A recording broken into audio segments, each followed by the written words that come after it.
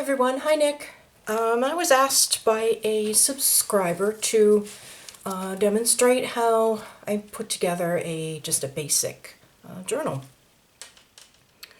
So that's what I'm gonna do this morning. I have everything, I hope, over here on this side of the room. Someplace I could get a camera angle where it's up high enough where I think that you can see everything.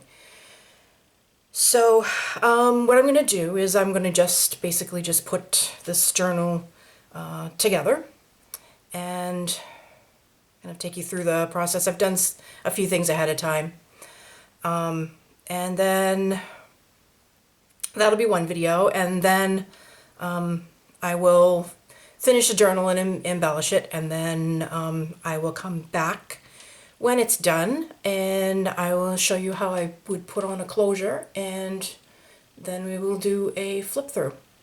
So try not to make this take too long, but grab a cup of coffee, and I hope this helps. So I'm doing Christmas journals right now, so this will be a Christmas journal.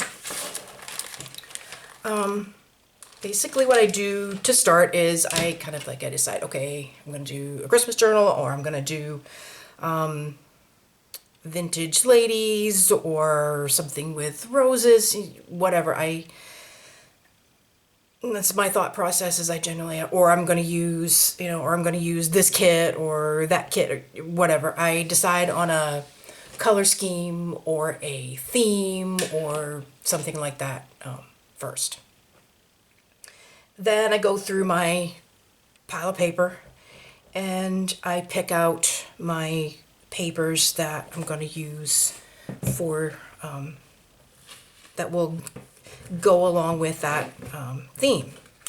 So I was cutting out some digis last night, and while I was watching TV, and I was working on a kit from Daisy's shop. Tsunami Rose, and it was one I had actually downloaded before Christmas last year, and I never used it, and it's called Christmas Gift, and it's kind of like it has a lot of blues and tans and whatever in it, and this is one of the pages, and it's a double page, but I cut this part off, and I just really liked this image, so I thought, I think I will do a journal with these kinds of colors in it. And I knew I had some of those papers. So I went through my stash of paper and I grabbed it's this one, the Old World Winter, and I had this last year. This was the only stack I bought, Christmas stack that I bought last year. That I actually used. I bought some on clearance after Christmas, but so I knew I had the colors that I wanted in this stack, and I just flipped through and I found the colors some pages that would go along with the color theme of this idea.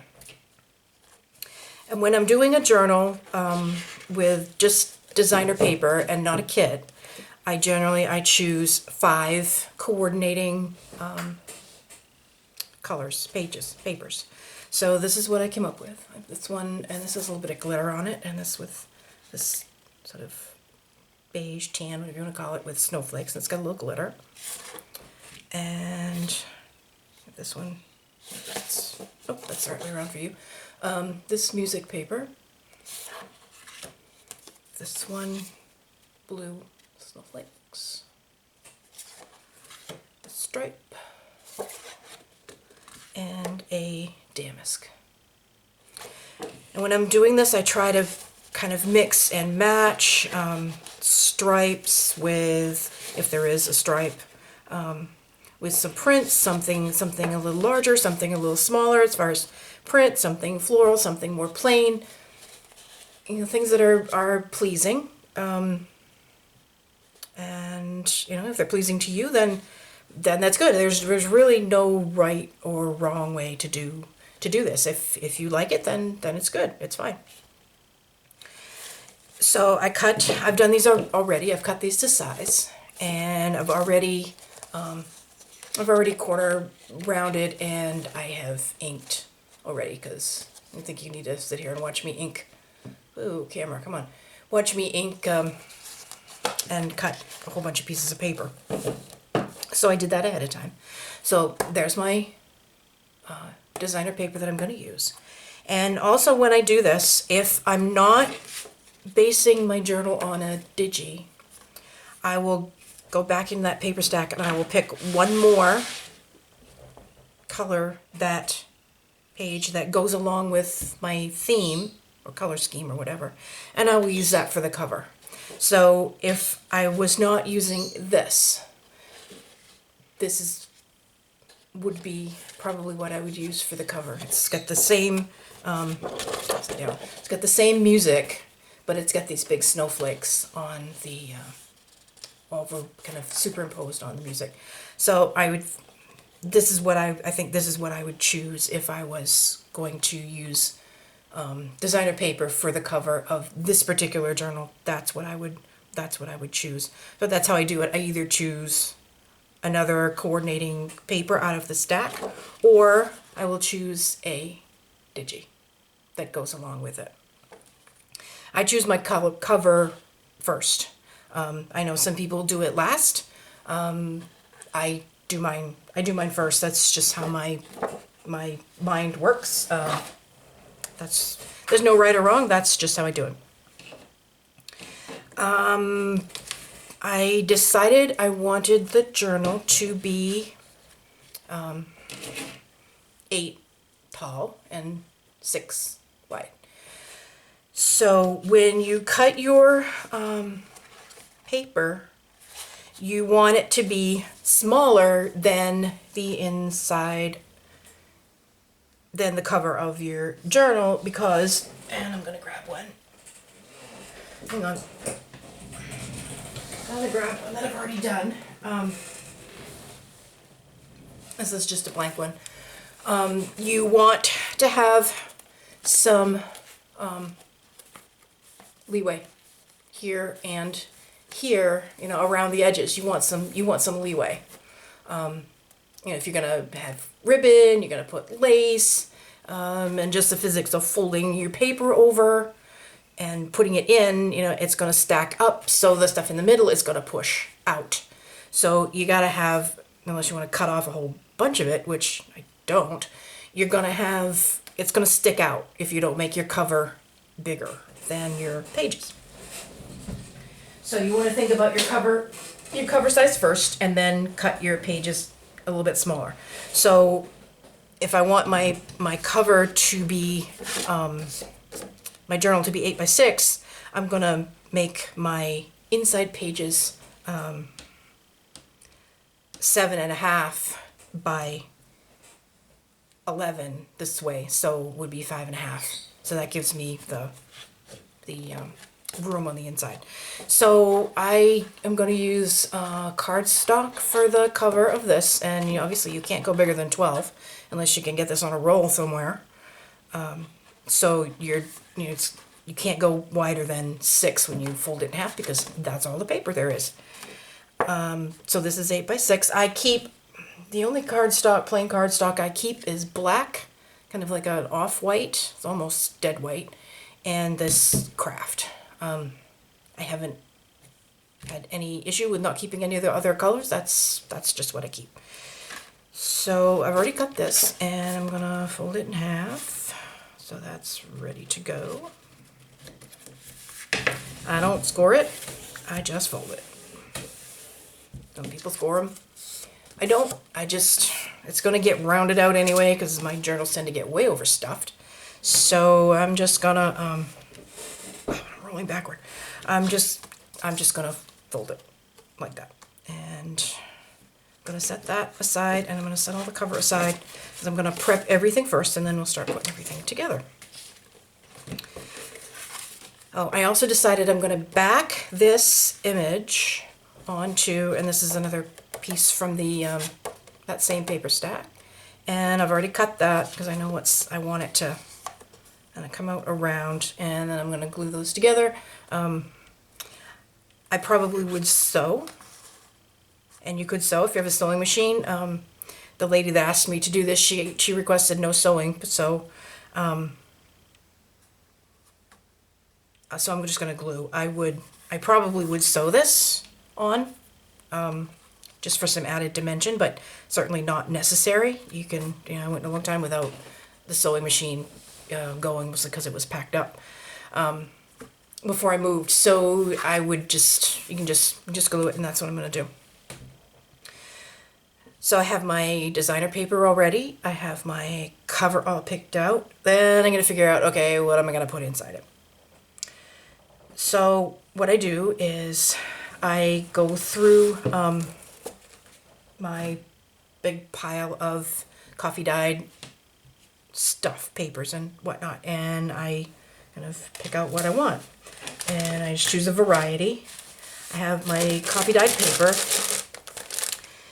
For a 5-page single signature journal, I would choose 5 sheets of just coffee dyed paper cut to the same size. Just 5 sheets. Plus I would take 2 more, which is cut this way but left long this way.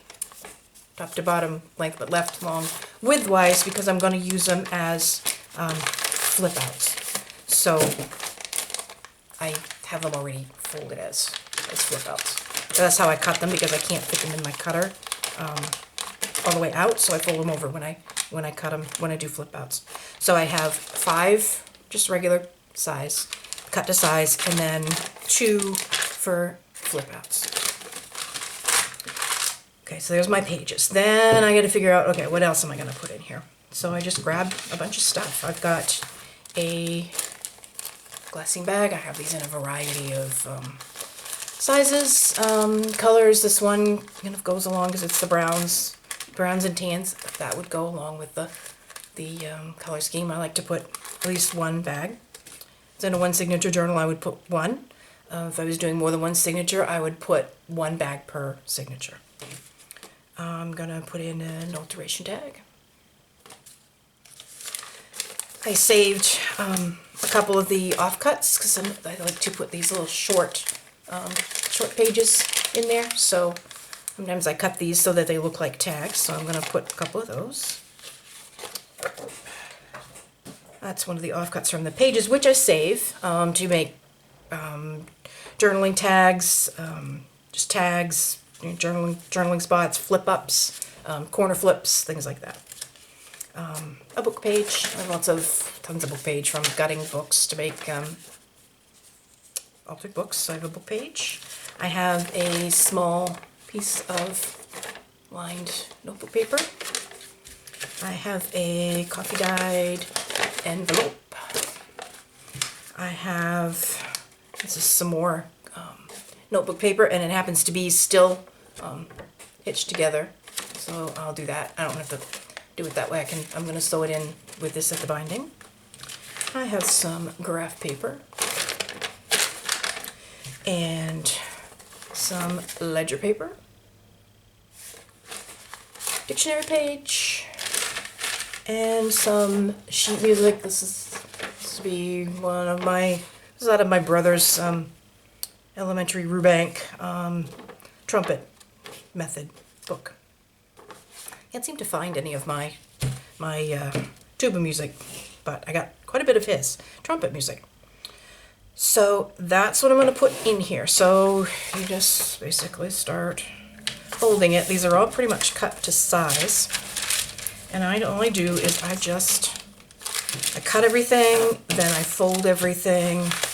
Sometimes I leave the holes. Sometimes I don't. Just depends.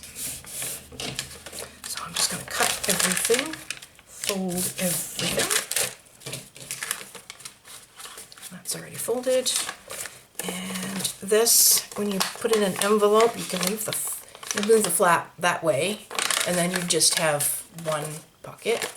Or you can fold the flap up and fold it over this way.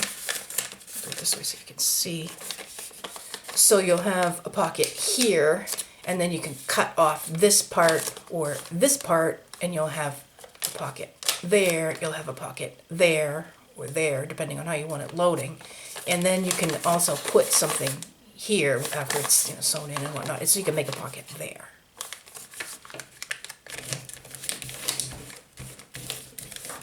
So that, this, and I already folded the book page.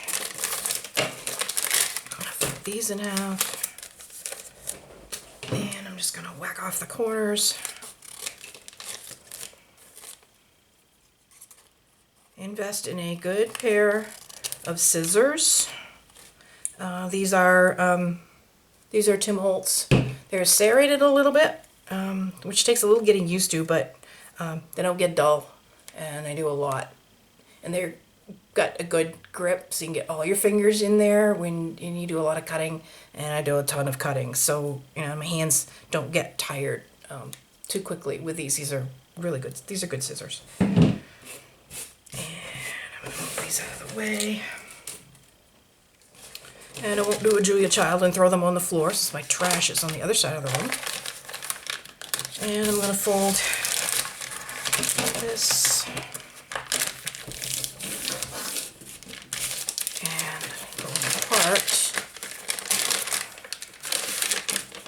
And I just like to lay everything out so that I see what I have.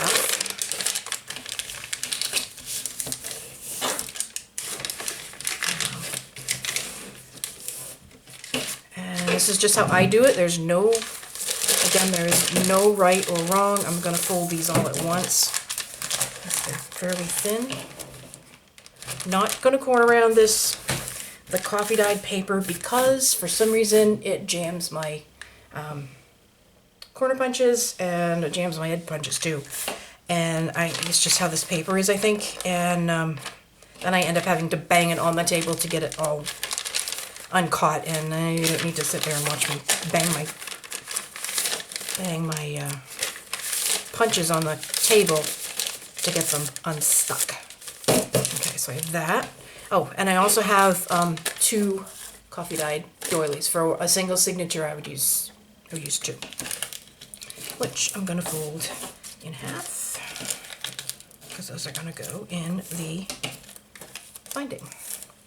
Okay, so I'm gonna put the cover together first, and I'm gonna do this so it's gonna be upside down to you guys, but I need to see what I'm doing here.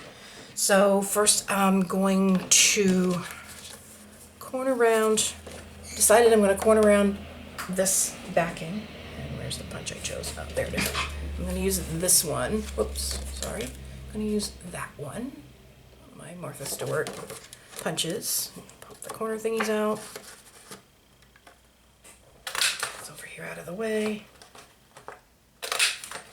Just doing this over to the side so that I have bits everywhere. Okay. Put that over here. Alright, so that's corner rounded, and then I'm going to ink it. I'm going to use, it's a Tim Holtz, one of the Tim Holtz Distress inks, Gathered Twigs. It's pretty much my go-to brown. And I'm just going to go around. I like this round dauber, the small one, better than the big rectangular one. I think I don't know, feels better in my hand. If I'm doing a lot of inking, you can hang on down here. Keep your fingers from getting tired. And just have more control, I think.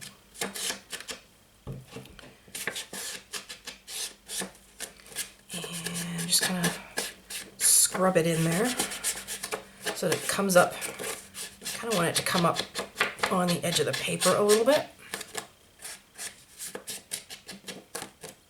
That. So that's that effect. Not a lot, just a little bit. And then I'm going to ink the image. I'm not going to corner around that one. I just want the contrast. So I'm just going to ink just the very edges to get rid of that white edge. Okay, that's it. Get that out of the way. Now I'm going to glue. onto that. So this is the glue that I'm using right now. Lost the cap, so I have to stick a paper clip in it. And it's the Scott's tacky glue. Seems to work pretty well. I like it better than the Aleene's. Does it stick better? And not too much, but I want to try to get around the edge. And then squiggle her down the center. Bit over. Try not to get it everywhere. And then I don't measure anything. I just kind of line it up.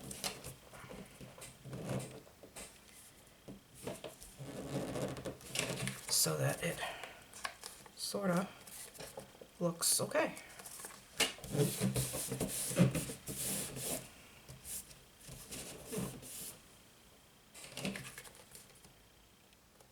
Still not in the middle.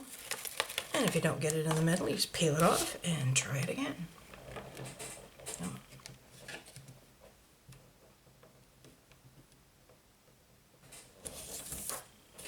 Okay, that's better. There. There. Okay. Pretty good. So that's that. And then I'm going to glue it onto my cardstock for the cover.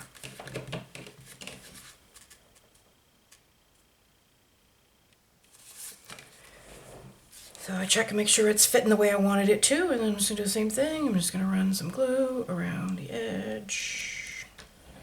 Miss my fingers. Squiggle around. Get the glue out of the way. Line it up. Cross your fingers. 1, 2, 3, stick it down. There we go. And the glue splurps out, which it always does. Wipe it off. Wipe it on your pants.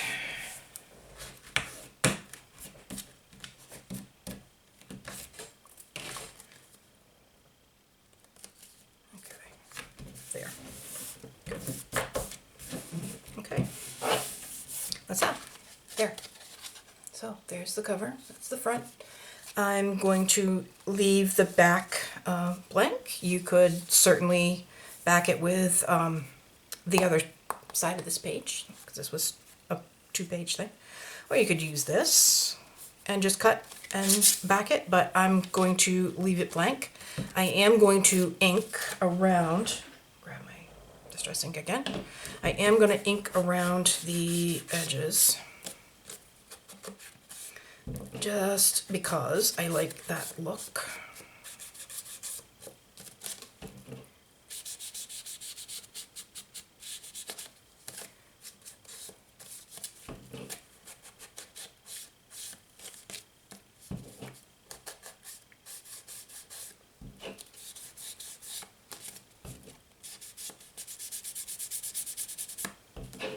I'm not doing the crease because I am going to put some lace on there after I bind the book. And I'm kind of running it up the, sorry, I'm not in frame here. I'm running it up kind of down onto the back of the book since I don't have an image on there.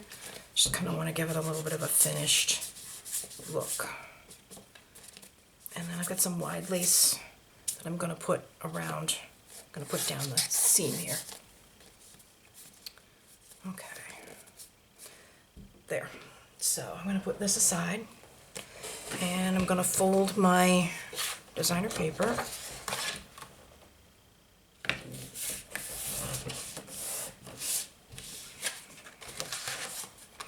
Now, if I was going to stencil, I would do that now.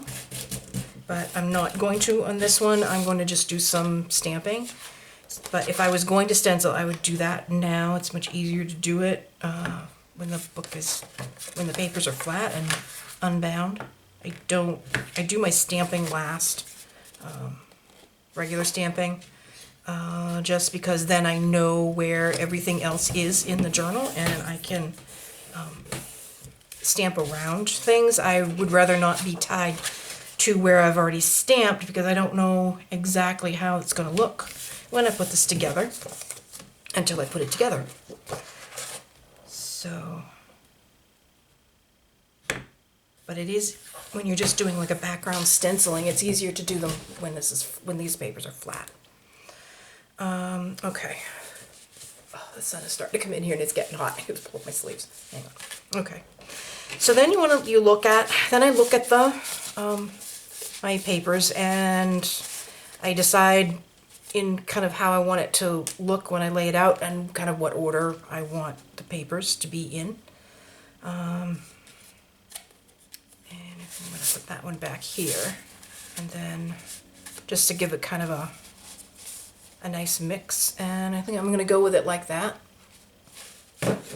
So then I just start putting things together. There's no really any rhyme or reason. I always start with either if I'm using a kit, I will start with a DigiPage, or from designer paper, I would start with a designer paper, and then I typically always put a doily next.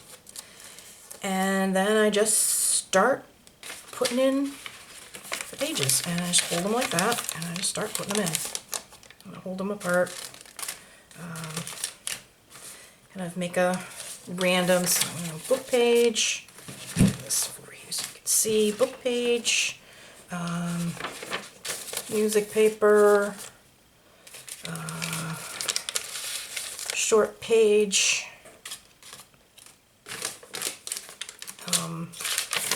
flip out, and this you gotta think, okay, do I want the flip out at the front or the back? So it depends. This will be the front of the book, so when you're looking at it, so this will flip, this will be at the front of the book. I try to kind of put them evenly around throughout the book.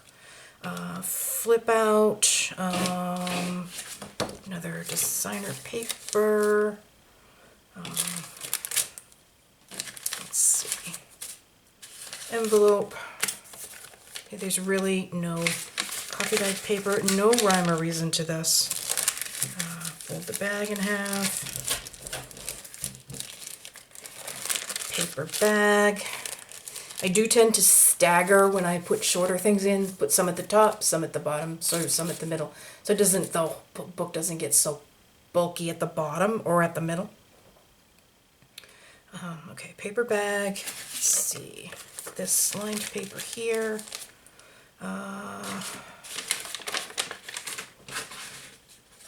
Another designer paper. Another doily. Coffee dyed paper. Notebook paper. Graph paper. And I'm just holding it and I'm just grabbing things randomly. The other flip out, and I'm putting this one in so the flip out will be at the back when you go through the book. More designer paper. Alteration tag, which I should have folded before. I'm making this hard on myself. Okay, alteration tag, get that out of the way. Designer, coffee dyed paper. Another short page. Ledger paper. Designer paper. Dictionary. And the last coffee dyed paper. Okay, so I've got everything in a clump in my hand. Now, when you're first doing this, this is the hardest, this is the trickiest part of the whole operation. It really is holding all this stuff together while you go to sew it in. So what I found is using one of these guys, and you actually can buy these in a set. Got these for Fred last Christmas, a set of them, and I kept one. These are, shop clips, and I use it to hold one side of my papers. So I just clip it And that hole's really strong. And then I take, on the bottom of that same page, I take a big paper clip and I clip everything together. So it's held together on this one side. You can go on all four. And when I was learning how to sew a binding, that's what I did. I used one of these and then 3 big paper clips. That is the biggest trick to getting everything neat, is just to keep it all in one place. So your next order of business is to punch your holes because you're going to sew this. So you're going to need, it's really hard to do this with a needle. Kills your fingers. So I use a pokey tool. So I have this pokey tool. These come in a set Fred bought me. Or you can use, if you don't have those, you can use an awl.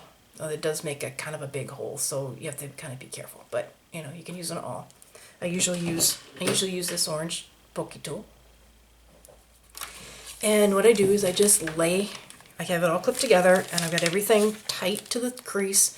I don't use a template. I know a lot of people do. I don't. I just kind of eyeball it. So I lay everything down flat like that. I would suggest you invest in a centering ruler. Makes this life so much easier. This is the Tim Holtz. You can get this on Amazon. And you use the side that has the 0 in the middle. And you're gonna just line it up so that you're at the same mark. You don't even have to look at the numbers on both ends. So then you know that your 0 is in the middle. You're just going to go off the crease a little bit, and you're going to kind of hold everything down flat. You take your pokey tool, you line it up on the crease with the 0, and you poke and twist. And then, so there you've got your center hole. Since I'm doing a 3-hole stitch, I need one on either side. So I generally go 2 inches up and 2 inches down. So you just find the 2, line it up, poke and twist. 2 on the other side, line it up, poke and twist. Let's see what I'm doing. Get my hand out of the way. I'm just poking it and twisting the tool, kind of work it down in there. And that's it. 3 holes. So then I'm just going to pick everything up, and I can kind of feel back there to see if it went through, and I will look and see if it went through, and it's really thick because there's this is cardstock weight paper. So what I'm going to do, if it didn't go all the way through, I'm going to just take my pokey tool and I'm going to twist, and just twist it until it comes through on the other side. See? It came through on the other side. And if it's not right dead on the crease, I really don't worry too much about it. Because when the book gets bound, it's all going to kind of even out anyway. So I'm just going to do the next one, because I can tell it didn't go through, so I'm just going to twist and push. I'm just twisting, and I'm putting a fair bit of pressure, because this is quite thick, poking through. And I'm not going way up the shaft on this. You see this is beveled.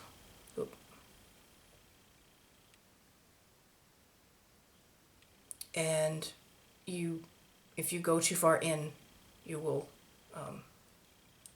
have a problem.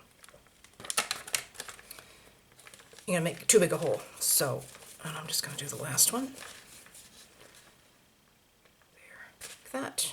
And my battery is nearly dead, so I am gonna stop the video here, and I will come back and do the sewing for you.